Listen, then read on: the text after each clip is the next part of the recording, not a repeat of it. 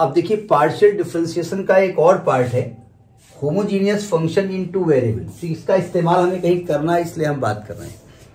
Homogeneous word कहीं सुना है आपने? नहीं, होमोजीनियस लिक्विड हेट्रोजीनियस की बात नहीं कर रहे। होमोजीनियस कहीं आपने सुना है? क्वेश्चन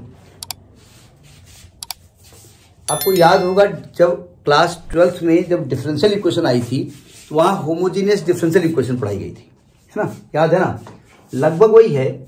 यहां पर होमोजीनियस इक्वेशन का मतलब क्या होता है? अगर दो वेरिएबल में कोई फंक्शन दिया हुआ है, दोनों वेरिएबल की जो डिग्री है वो अगर सेम है, जैसे मैंने इस प्रकार से क्वेश्चन लिखा, सुनो ध्यान से, xn प्लस a1 x की power n minus 1 y plus a2 x की power n minus 2 y square plus so on plus an x की power n minus n into y की पावर n। जरा ये बताइए, हर एक स्टेप में अगर x और y की वैल्यू को ऐड करके देखा जाए तो क्या लिखा हुआ है?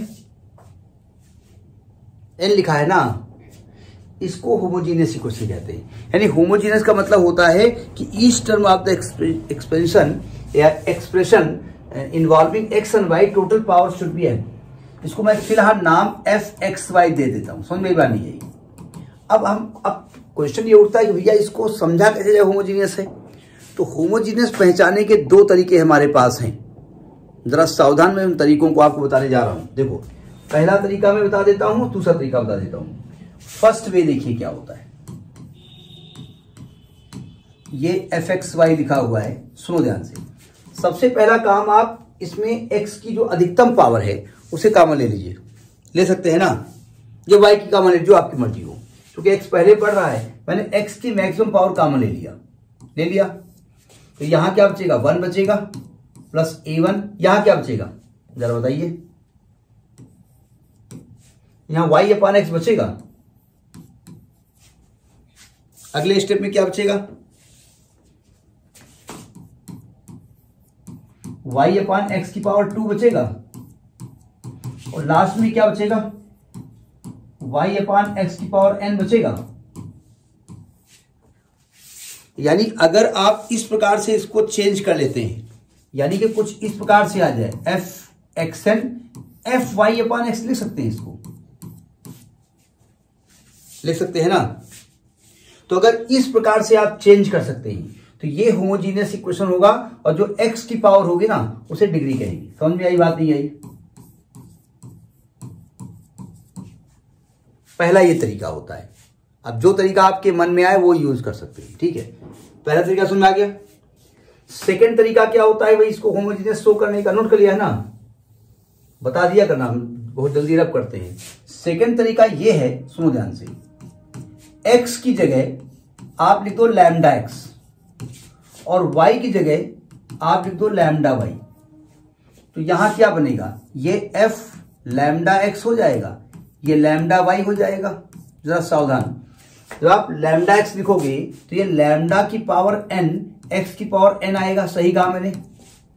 प्लस a1 यहां लिखोगे तो आएगा लैम्डा की पावर n माइनस 1 x की power n minus 1 into lambda y होगा। प्लस यहां देखो a2 लैम्डा की power n minus 2 into x की power n minus 2 into lambda square y square plus so on. Last में आएगा an lambda की power n, तो ये जीरो ही हो जाए, इसको मतलब ही नहीं है ना? ये तो x पावर 0 ही है ना? तो यानी कि आएगा लैम्डा की पावर n y की पावर n। ये बताइए, यहां पर लैम्डा की पावर n, यहां भी लैम्डा n आएगी नहीं आएगी? दोनों को अगर दोनों लैम्डा को आप ऑपरेट कर दो तो लैम्डा की पावर n आ जाएगा ना? यहां भी लैम्डा की पावर n हो जाएगी। यहां देखो, तो क्या मैं पूरे टर्म से लैम्डा की पावर n कॉमन ले सकता हूं?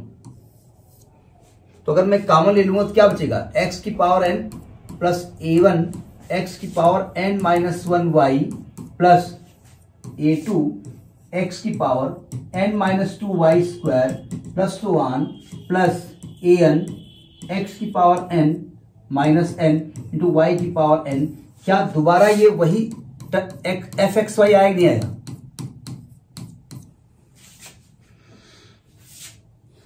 अगर ऐसा हो जाता है कि लैम्डा की जगह लैम्डा की एक्स और वाई की जगह लैम्डा वाई, एक्स को लैम्डा एक्स और वाई को लैम्डा वाई रखने पर आपका ये इस प्रकार से आ जाता है, तो इसको कहेंगे होमोजीनियस इक्वेशन है।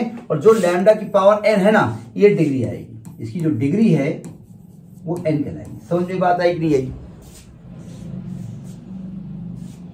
जैसे मैं आपसे कहूं, एक एग्जांपल मैं ले लूं, मैं आपसे कहूं, कोई एक एग्जांपल लेता हूं, किताब से चीटिंग कर लेता हूं। जैसे मैं कहूं कि ax square plus b y square plus 2hxy, ये चूंकि x और y का फंक्शन है, इसको नाम दे दिया fxy। हमने कहा होमोजीनियस है कि नहीं है, तो भैया होमोजीनियस है ऐसा कहने से काम नहीं चलेगा। तो आप चाहे महंगा वाला रूल, हमारा सेकंड रूल ले लो, या ये वाला रूल ले लो, जो आपकी मर्जी हो ले सकते हो। एक सेकंड जरा इसको और अंदर कर दें। क्या करेंगे, इसको fxy कर दिया। कौन सा मेथड इजी लग रहा है? पहले वाला ज्यादा ठीक है ना। आप इसमें x की मैक्सिमम पावर कॉमन ले लो, x स्क्वायर, तो आएगा a plus b y upon x का whole square plus 2h y upon x is equal to f x y. ये x की पावर n है, ये f, इसको y अपान एक्स लिखा जा सकता है ना, x पावर 2 है ये। तो ये होमोजीनियस हो गया और इसकी डिग्री कितनी हो गई? 2 हो गई। ठीक है, अगर आप इसको 2 डिग्री का इक्वेशन लिखो तो कैसे लिखोगे? a x का square plus b x plus c, ऐसे लिखा जाएगा ना। तो ऐसे तो लिखा हुआ है ये, तो ये तरीका भी हो, लैम्डा वाला तरीका भी हो जाएगा, ऐसे भी आप कर सकते हो। समझ में बात आई होमोजीनियस क्या होता है? जैसे मैं आपसे ये कह दूं कि x square plus y square upon x minus y, इसका नाम दे दिया मैंने एफ एक्स वाई, और हमने कहा ये होमोजीनियस है कि नहीं है। तो होमोजीनियस पहचानने का तरीका क्या होता है? या तो आप जो सेकंड तरीका है वो वाला अडॉप्ट करो। देखो, ऊपर से x की अधिकतम पावर कॉमन ले लो, तो आएगा 1 plus y square upon x square, और नीचे से कॉमन ले लो तो 1 minus y upon x is equal to f x y.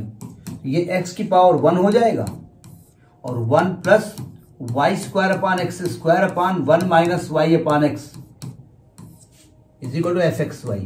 देखो, ये x की पावर 1 बाहर आ गया और ये पूरा x upon y upon x के टर्म में आ गया, तो ये होमोजीनियस हो जाएगा। ठीक है, अगर मैं लैम्डा रख देता, अगर मैं सेकंड तरीका अडॉप्ट करता, कभी ये तरीके में कंफ्यूजन हो जाता है, तो मैं क्या करूंगा, लैम्डा एक्स लिखूंगा, लैम्डा वाई लिखूंगा, यहां क्या आएगा, यहां आएगा lambda square x square plus lambda square y square upon lambda x minus lambda y. जरा ध्यान से देखिएगा, ऊपर से लैम्डा स्क्वायर कॉमन, तो आएगा x square plus y square, नीचे से लैम्डा कॉमन। ये तरीका ज्यादा क्लियरिटी देता है होमोजीनियस दिखने के लिए, नहीं समझे, हमको दिख जाता है एक्सप्रेशन इस तरीके से। ये अंतर है, एक्स माइनस वाई, ये लैम्डा की पावर 1 हो जाएगा और ये एफ एक्स वाई आ जाएगा। अब देखो, ये है होमोजीनियस, हमने कहा था लैम्डा पावर क्या है 1, तो अगर मैं कहूं इसकी डिग्री क्या है, तो आप कहेंगे इसकी डिग्री 1 है। Have you got the method? तो ये होमोजीनियस इक्वेशन कहलाता है, डिफरेंशियल इक्वेशन नहीं है, होमोजीनियस इक्वेशन है।